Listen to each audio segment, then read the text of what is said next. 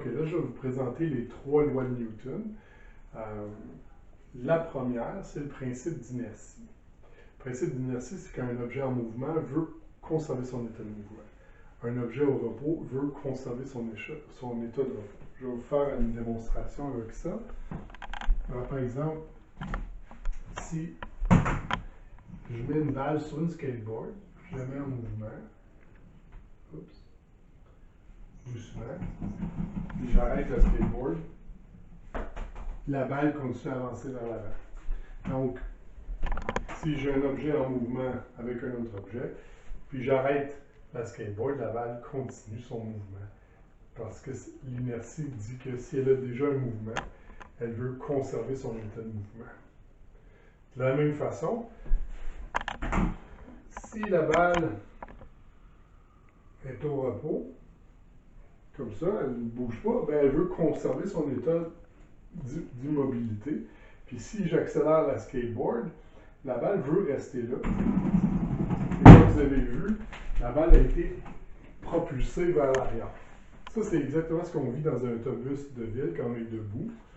OK, l'autobus est arrêté, nous on est debout. Si on ne se tient pas, puis l'autobus part, bien nous, l'inertie veut qu'on reste immobile. Fait que si l'autobus part, nous on reste immobile, puis l'autobus avance.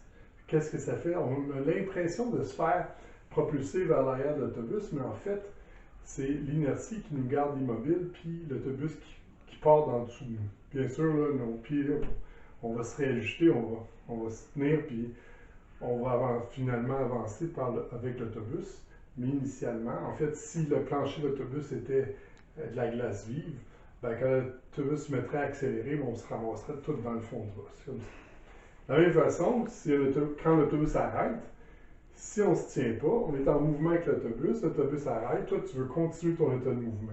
Alors tu as l'impression d'être projeté vers l'avant, mais dans le fond, c'est juste que l'inertie fait que tu veux conserver ton état de mouvement, l'autobus arrête, toi tu continues. OK? Ça c'est dans un cas extrême, accident de voiture, tu frappes un arbre, l'auto s'arrête presque instantanément. Toi, tu continues ton état de mouvement. Fait que si la voiture est à 100 km/h, tu vas continuer à 100 km/h. Si tu n'as pas ta ceinture, tu vas passer à travers la pare-brise à une vitesse de 100 km/h. D'où l'importance d'une ceinture de sécurité. Principe d'inertie, il n'y a pas de calcul à faire. Il faut juste comprendre le concept. La troisième loi de Newton, je vais la faire tout de suite parce qu'elle non plus, il n'y a pas de calcul à faire. Il faut juste comprendre le concept. Troisième loi de Newton, c'est action-réaction. À toute action, il y a une réaction égale et opposée. Je vous donne un exemple. Si ma main frappe la balle vers la gauche, ben, ma main, elle exerce une force sur la balle vers la gauche.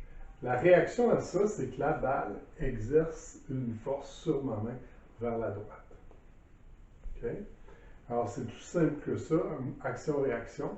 C'est toujours quand il y a deux objets, quand il y a un objet qui exerce une force sur un autre objet, puis la force est toujours opposée. Okay? Donc, ma main exerce une force sur la balle vers la droite, vers la gauche. Okay? Ben, la réaction de ça, la balle exerce une force sur ma main vers la droite. Okay? La seule différence, les forces ne sont pas appliquées sur le même objet. Ma main a la force à la balle a la force sur ma main. Okay? Mais elle réagit à la force que j'ai donnée. Effectivement, je vais ressentir, si je frappe la balle, là, je vais ressentir une pression sur ma main. C'est sûr que moi, je suis beaucoup plus pesant que la balle. Les effets de la force de la balle sur ma main vont être pas mal moins grand que l'effet de ma force sur la balle. Et la deuxième loi de Newton, la plus importante, c'est F égale ma. Okay? La force est égale à la masse fois l'accélération. C'est une formule super simple, mais très importante. C'est pas n'importe quelle force.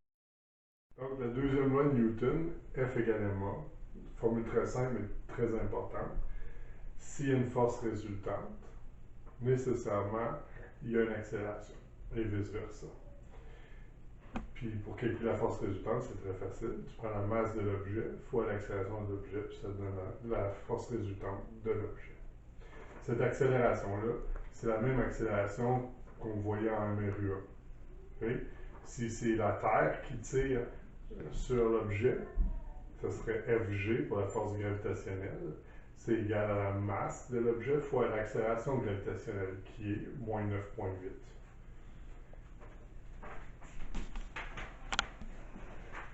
Donc, il y a deux manières de calculer la force résultante. Soit que tu additionnes toutes les forces qui sont présentes, puis en additionnant toutes les forces, et bien sûr, ça va donner la force résultante. Ou tu utilises la formule F égale ma, donc tu prends la masse de l'objet fois l'accélération de l'objet, et tu peux aussi calculer la force résultante. Donc, tu as deux manières de calculer la force résultante. Et ça peut être, dans certains problèmes, ça peut être intéressant d'égaler ces deux équations-là. En fait, dans un problème où on n'aurait pas la force résultante, on pourrait faire ça. On pourrait dire que MA est égal à F1 plus F2 plus F3. Puis on pourrait résoudre de cette façon-là, sans avoir la force résultante, sans jamais pouvoir la calculer.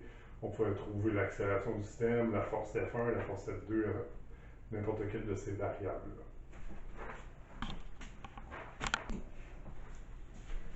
OK, il faut faire attention à une petite chose. Par exemple, si j'ai un petit gars, bien dessiné, bien sûr, qui tire son traîneau avec une force de 10 newtons à un angle de 25 degrés. Là, quand on veut utiliser F égale ma, il faut prendre la force résultante. Ici, la force résultante, c'est pas 10. La force résultante est tout le temps donnée par le mouvement de l'objet. L'objet, c'est quoi son mouvement? C'est un mouvement parallèle au plan, évidemment. On voit bien que le traîneau va avancer comme ça, ici, horizontalement. Il ne montrera pas dans les airs. Alors, vu que le mouvement de l'objet est parallèle, ben, c'est la partie de la force parallèle qui va servir pour calculer F égale à ma. Donc, ça, c'est pas la force résultante. La force résultante qui fait avancer le traîneau, c'est cette partie de la force-là, la composante en X de cette force-là, qu'on peut calculer facilement en faisant, je l'ai appelé la force utile. Parce que je vais vous parler de l'autre, pourquoi j'appelle l'utile. La force utile, c'est l'hypoténuse, cos de l'angle. Okay? Ça nous donne l'adjacent. Pourquoi je l'appelle la force utile? Ben parce que cette force-là, ben, est inutile. Okay? Elle ne sert à rien. La composante de la force de 10 newtons qui est verticale vers le haut, elle n'aide pas à faire avancer le bolide du tout. Elle ne sert absolument à rien. Alors, c'est ça la force utile, et c'est cette force-là qu'on utilise pour calculer, par exemple, l'accélération. On ferait F égale à ma, on calculerait cette force-là fois la masse du traîneau, pour on pourrait trouver l'accélération du traîneau. On ne prendrait pas cette force-là parce que le mouvement n'est pas dans cette direction-là. Il est dans cette direction-là. L'accélération est toujours, la force résultante est toujours en direction du mouvement de l'objet.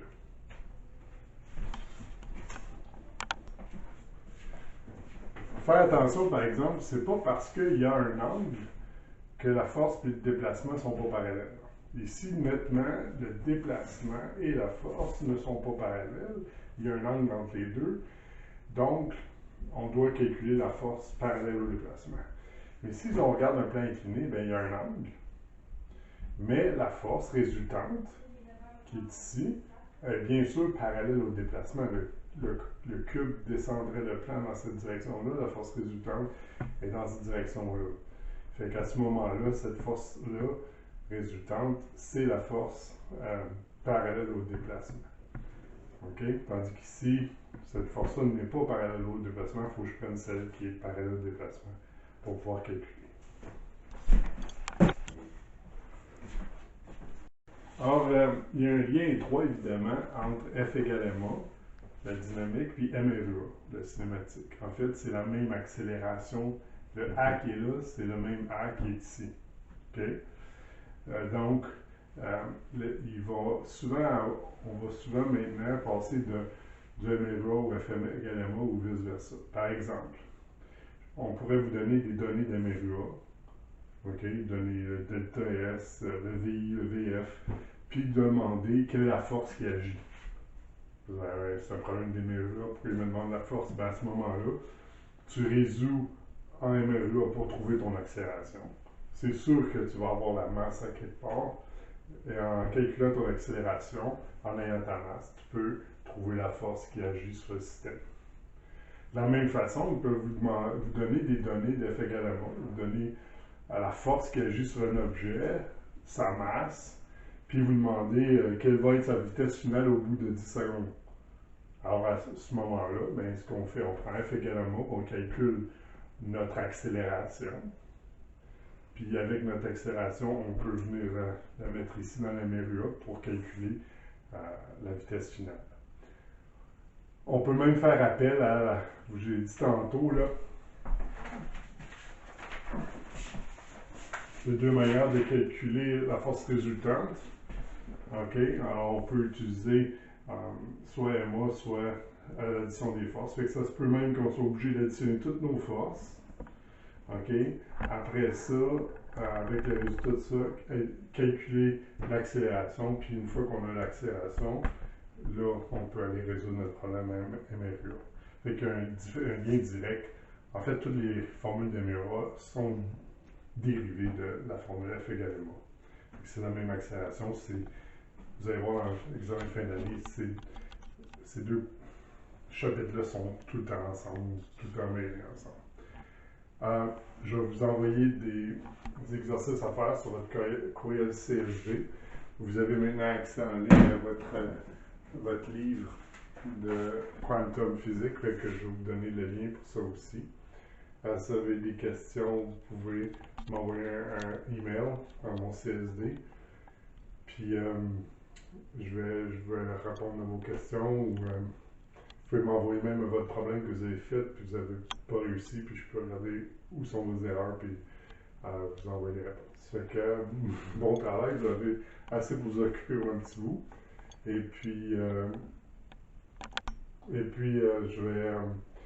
je vais faire une autre vidéo là, pour le chapitre de l'énergie. Ça sera à venir là, quelque temps la semaine prochaine. Merci, salut!